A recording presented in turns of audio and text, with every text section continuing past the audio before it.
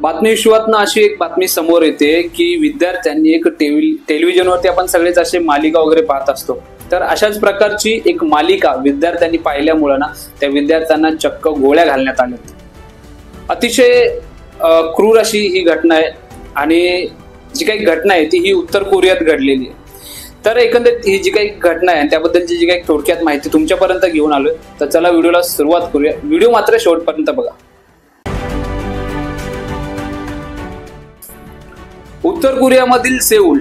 उत्तर कोरियामध्ये Kim Jong उनच्या हुकुमशाही सरकारनं या ठिकाणी 30 अल्पवयीन विद्यार्थ्यांना ना जाहीरपणे गोळ्या घातल्या। तो या विद्यार्थ्यांवर जो काही आरोप आहे तो दक्षिण कोरियामध्ये बनलेल्या ज्या काही मालिका आहेत त्या पाहण्याचा आरोप होता, ज्यांना कोरियन ड्रामा किंवा के ड्रामा असं म्हणतात।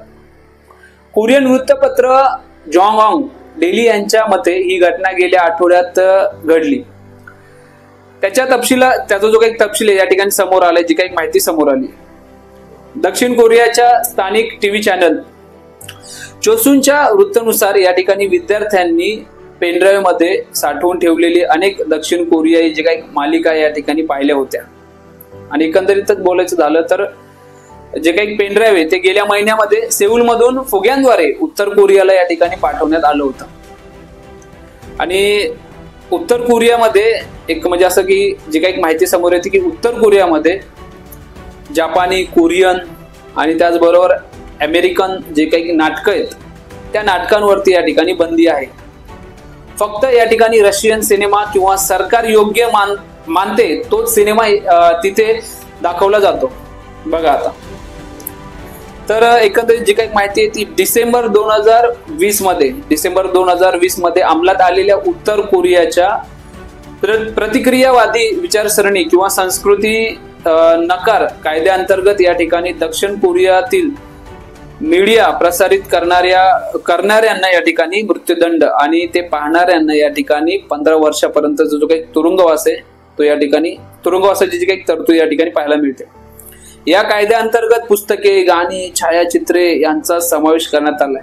या नियमानुसार दक्षिण कोरियन भाषा किंवा गाण्याची शैली वापरल्यास 2 वर्षाची सक्त मजुरी या ठिकाणी होऊ शकते। तर त्याचबरोबर गेल्या महिन्यात 17 वर्षाखालील सुमारे 30 अल्पवयीन मुलांना या ठिकाणी जन्मठेप आणि फाशीची जी काही शिक्षा या ठिकाणी सुनावण्यात आली होती। बीबीसीच्या रिपोर्टनुसार जे चॅनल आहे बीबीसीच्या रिपोर्टनुसार या वर्षी जानेवारीमध्ये 2 अल्पवयीन मुलांकडे कोरियन व्हिडिओ सापडले होते। त्यानंतर त्यांना 12 वर्षाची सक्त मजुरी शिक्षा सुनावण्यात आली होती। म्हणजे एकंदरीत पाहायला गेलं तर उत्तर कोरियामधील जो काही हुकुमशाह आहे तर हुकुमशाहनी जे काही त्यांचे रूल्स अँड रेग्युलेशन आहेत त्यांच्यानुसार त्यांना असं म्हणजे एक आपण म्हणू शकतो की एक हुकुमशाही या ठिकाणी पाहायला मिळते।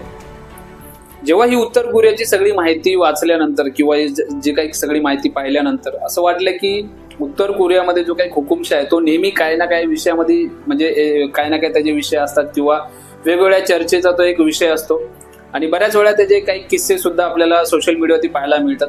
तर एकंदरीत ही जी घटना आहे उत्तर कोरियामधली ही अतिशय चुकीची घटना आहे आणि या गोष्टीमुळे असं म्हणू शकतो की असे काही रूल्स अँड रेग्युलेशन मुळे कुठेतरी मानवतेला एक आपण म्हणू शकतो की एक त्रासदायक ह्या घटना घडतात किंवा मानवतेच्या विरुद्ध या घटना घडतात, त्या गोष्टी चुकीच्या आहेत। तर मित्रांनो एकंदरीत पाहायला गेलं तर आपला देश हा खूप चांगला देश आहे आणि आपल्या देशाचं संविधान सुद्धा खूप चांगलं आहे। तर एकंदरीत जे उत्तर कोरियामध्ये जी काही घटना घडली आहे ना तर या घटनेवरती तुमचं काय मत आहे कमेंट बॉक्समध्ये नक्की कळवा आणि पुन्हा भेटू अशाच एका नवीन व्हिडिओ सोबत। तोपर्यंत नमस्ते, जय हिंद, जय महाराष्ट्र।